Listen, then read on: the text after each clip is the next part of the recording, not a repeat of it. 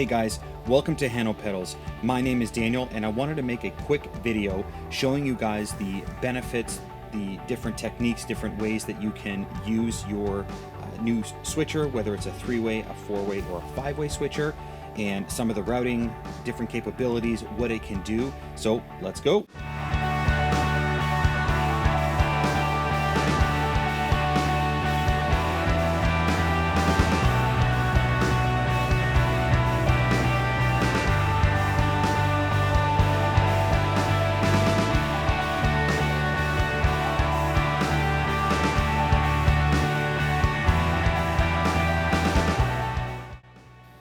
So what I have here today is one of our 3-way switchers with a nice custom wood topper here. Nothing fancy, just 1/4-inch mono jack, some switches and some lights. But what I wanted to do this for is because I've had a few people ask, how do I wire it up? Now, if you've had a chance to go on our website, you'll be able to see that I've uploaded a diagram, a wiring diagram on how to hook it up. But if you're anything like me, I'm a visual person. I want to be able to see how to hook up a switcher. So I want to do this video really quick showing you how to hook that up.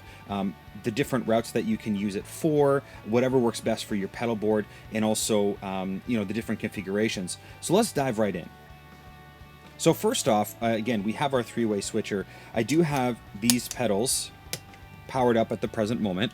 I'm going to power up the switcher. So as you can see, we have our switcher. 3 different banks, as I like to call it. We have an input on the side and an output on the left side. Now, I have a few different ways that I can show you how to do this. For myself personally, I use a little output box that I've made.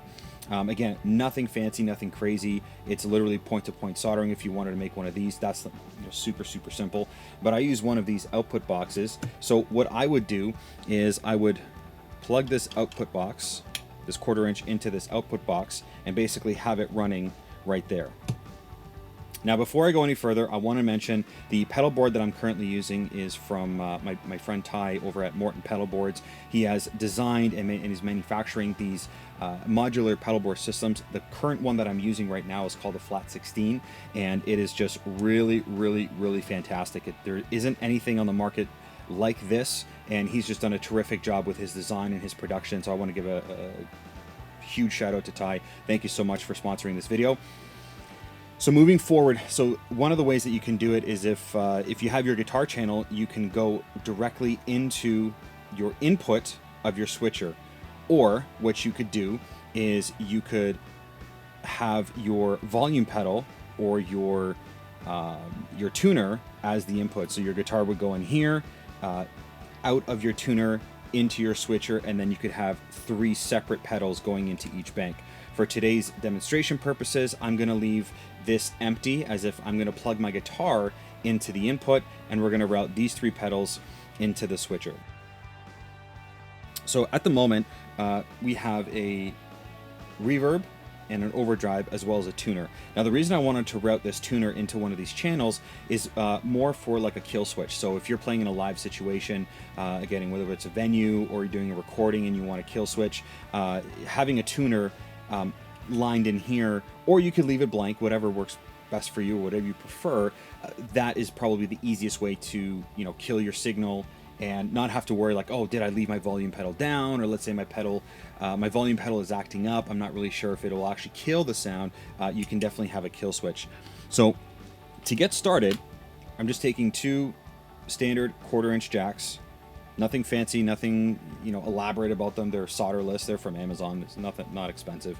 So what we're going to do is we are going to take, let's start with the input here. So we're just going to take a piece and we're going to go, one end is going to plug into the input of our reverb pedal.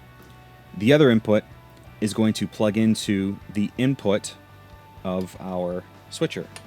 Now, before I move forward, at the back here, so you see all these jacks. So the bottom row is the input or the return, and then the output is on the top.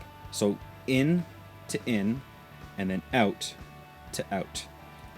I may have messed that up in regards to send and return. I refer to it as input output or ins and outs. Let's do the same thing here.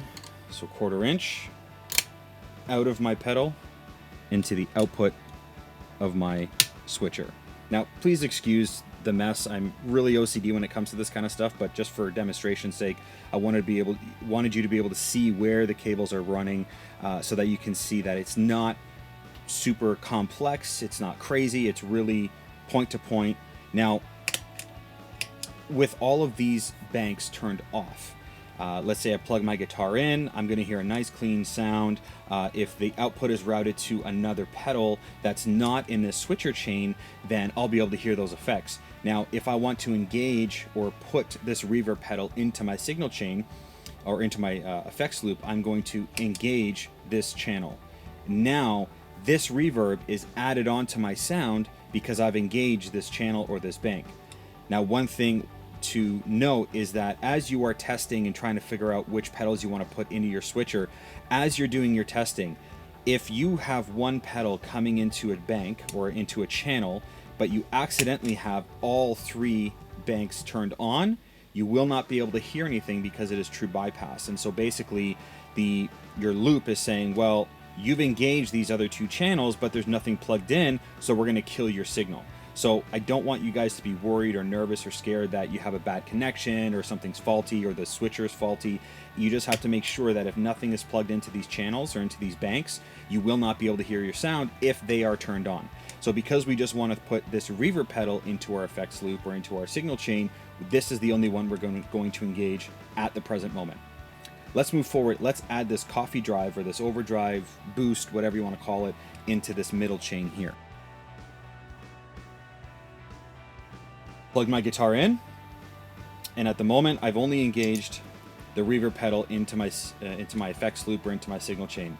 Now there is a part of the song that is going to have a little bit of a solo or a little bit of a riff. You want that to stand out a little bit. You make all your adjustments, you do all your settings however you want to have it, and when the time comes, this is now engaged in your signal chain. The reverb is still there, but what you've done is you've added this overdrive into your effects loop. Okay? Now again, you want to take that out, you just turn it off, turn these 2 off, and you'll be able to hear the rest of your pedal board, the rest of your sound.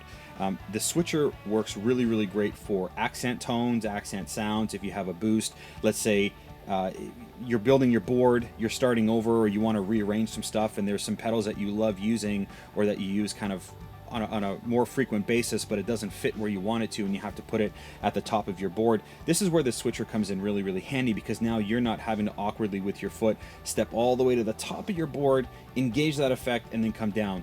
Play a 3-4 second riff or lick or solo or instrumental or what have you, and then you got to reach all the way at the top of your board and disengage that pedal and then go back to your regular playing. This is where that switcher comes in handy, because you can route that out of reach pedal into your switcher, and at any point in time, anytime you want to engage that effect, again, whether it's a chorus, a flanger, a boost, depending on how many stages of overdrive you have, you can route that into here, and you've got that boost when you need it, right on the same level as your always on or your other highly used effects pedals. Let's talk about the kill switch here. You're playing your riff, again, your guitar, from your guitar into the switcher, and again, there's a number of different ways to do it, but you've got your reverb, you've got your overdrive or your chorus or your flanger or your boost or however you wanted to route it. Now it's a quiet time, or you're transitioning in between songs and you're not playing at the beginning of the next song. Because your tuner is on, when you engage this channel that is routed to your tuner, it will kill your sound. And because your tuner is on and more of like a muting effect, it will mute your signal. So it's kind of a dual purpose use here. So throw the kill switch on, it kills your sound. You can also tune at the same time. When the time comes, then you can take that out and you're good to go. The other nice thing about the switcher is you don't have to worry about engaging and disengaging your pedals. You can have them on for the entirety of your show, your performance, your church service, whatever and wherever you're playing. You can have your pedals turned on, and because your switcher is the one responsible for putting it in your signal chain or in your loop or putting it into the mix, this will be your on and off switch. Some people have referred it to as like an AB switch or a looper, or switcher, however you want to call it, this is going to be your control center, your command center. All three of my pedals are on, but they're not in my signal chain. Whatever guitar I'm playing, my signal chain and my signal sound is very clean, or it is reverbed or delayed or, you know, distorted or whatever, depending on what other pedals I have on my board. But these three particular pedals are not in my chain until I engage them. Okay, so I hope this helps. If you guys have any questions, shoot us an email, comment on the video. We're all over social media, Instagram, TikTok, Facebook. Thanks so much for watching, guys. I hope this was found useful for you. Again, any questions you have, give us a shout, and we'll see you.